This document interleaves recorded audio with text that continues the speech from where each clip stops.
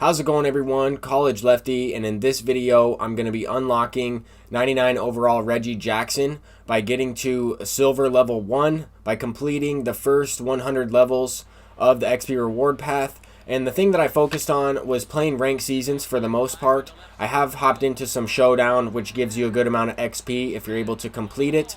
I completed 32 games of ranked seasons, and that put me in the World Series with a 28-4 record. So some of those games I've earned XP by just playing the 9-inning games. Not all of those games were 9 innings, but earning enough rating points, 900 rating points, got me quite a bit of XP as you move up in the divisions. Each division you get an increase in XP points, and that's helpful early on in the game cycle. So once I got to World Series, I was at about bronze level 91.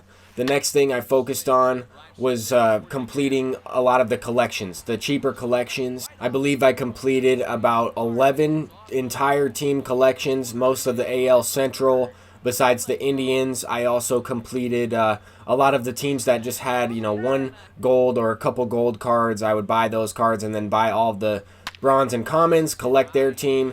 But I made sure to collect 30 of each and every team because that gives you 7,500 XP per 30 players that you collect for each team. Now, something to keep in mind while you're doing that is that there have been a couple roster updates. They've uploaded a few new players, some new commons, some new bronze cards, and then they're also taking out some of those same cards.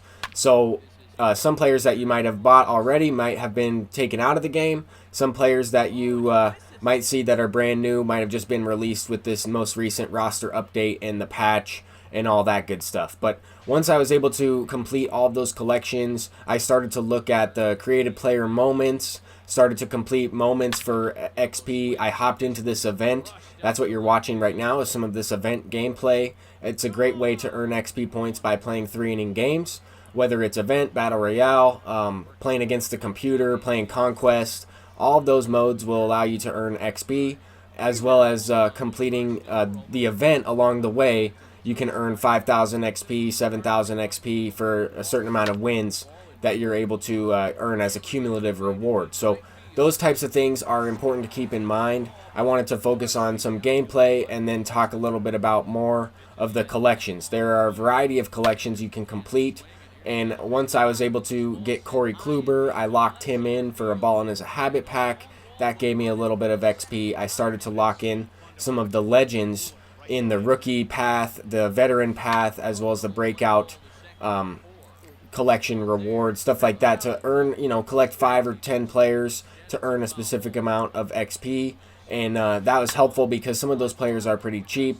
And I also earned some of the stubs by making World Series. I sold that Juan Pierre, so I put some of my stubs into that, and I'll go into it right now to kind of show you guys where I'm at. So after playing a few games of the event, I'm at bronze level 97, and if you collect 5 of these Legends and Flashback rookies, then you can earn 1,500 XP. So all this stuff will add up. I mean, you get about 1,500 XP for playing a 3-inning game, so just by collecting those players right there, I was able to do so. Now I'm in the veteran path, and I figured, I have a good amount of these guys already. I'll go ahead and purchase some of these other bronze cards and maybe not lock in Lou Gehrig. So that's exactly what I did. I purchased some of these guys. Some of these guys are going for a cheaper amount of stubs. And later on throughout the year, I'm sure SDS is going to release an amazing legend card.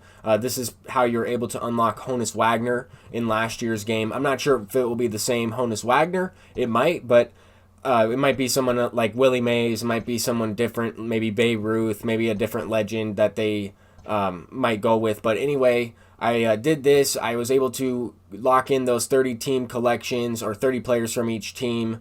Not quite collecting everybody, but that will certainly help you if you're able to do all the collections. But I wanted to mainly get to bronze level 80 for Corey Kluber, and I wanted to unlock either Ryan Sandberg or Reggie Jackson, and I have to go with Reggie Jackson. He has the best no-doubter, in my opinion, in the entire game. He just hits a home run, throws the bat. He's a complete hitter, and I figured I would hop into some more event gameplay with him in the lineup. So This won't necessarily be his debut because it's not ranked seasons. I'm in the World Series already, like I mentioned earlier, so I'll probably end up waiting a little bit to debut him in ranked seasons.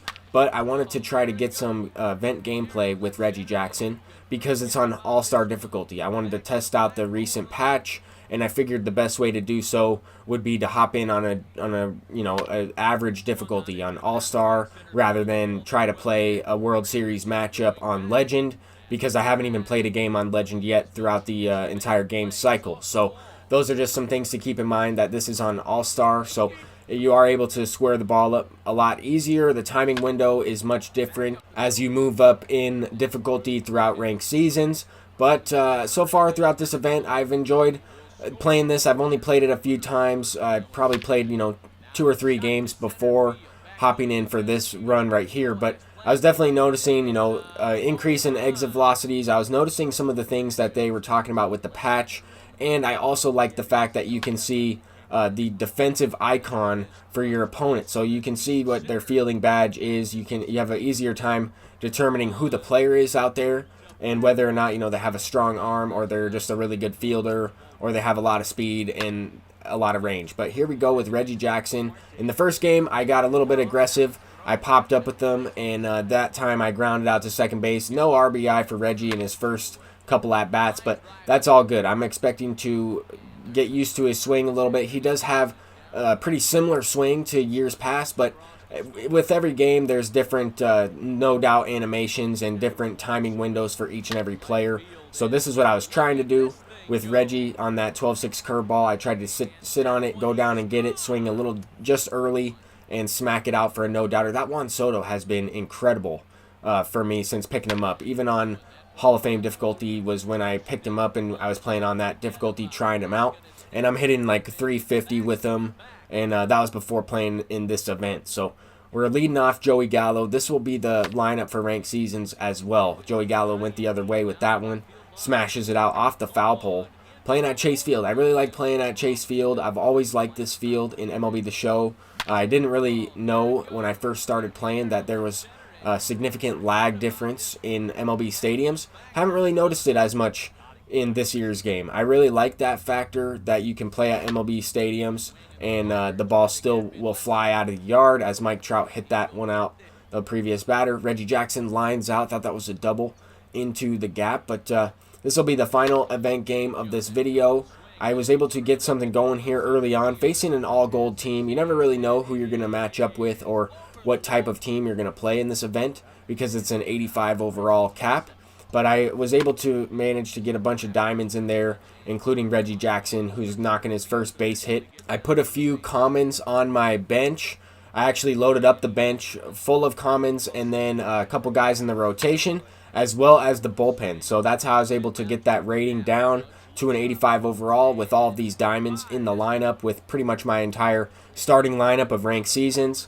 But anyway, once the pitcher's confidence and energy gets lowered enough, I noticed that I'm pretty much playing on veteran or rookie difficulty at this point. I mean, I've hit a couple home runs in this inning, a 3-run shot with Juan Soto, and then we get a good okay pop-up that goes off the wall. But look at the size of the PCI. This is what happens when you're playing a shortened game to begin with.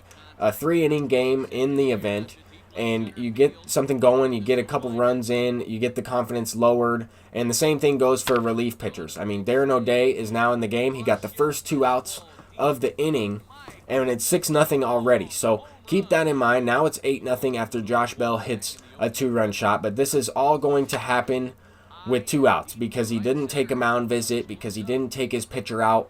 Once we got something going, once we hit a few homers, get that confidence lowered, it's tough to get it back right away. And when you're going up against a team with a lot of power, some of these swings are good swings, some of the swings are not, and they're still going to get rewarded a lot more often simply because of those factors. The energy, the confidence. He's at 26 pitches.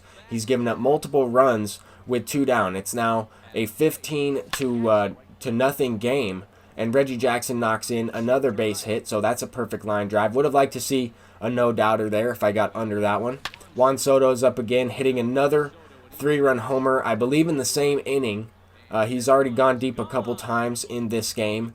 But he still has Darren O'Day in. He's leaving him in there. He has no confidence at all. This is pretty much, rookie difficulty, batting practice. No offense to the opponent. He might not necessarily know some of these things. Might be playing this game for the first time, but I'm going to continue to just try and hit when this happens. I did pause the game a couple times to try and hint at him to take the pitcher out. I also paused it to get that home run banner to go away in the bottom right corner instead of the score. But Reggie Jackson didn't hit a home run yet, but he is knocking a couple base hits. He's getting his average up, which is good. All these stats will calculate towards, those online Diamond Dynasty stats for your player. So even though it's not ranked seasons, we might be able to get the average up a little bit playing on All-Star, playing on this event. But so far, I've had a lot of fun playing this game in general. I like how many patches that have been released. I was a little bit nervous at first with how often they were patching the game. I didn't want things to get mixed up or messed up, but for the most part, I like this game. I notice I'm able to locate more as I give up a home run there. That happened because I also had no energy with Chapman. I was leaving him in there up 21 runs. But thank you all for watching this video. I'm College Lefty, and I'll see you in the next one. Peace out.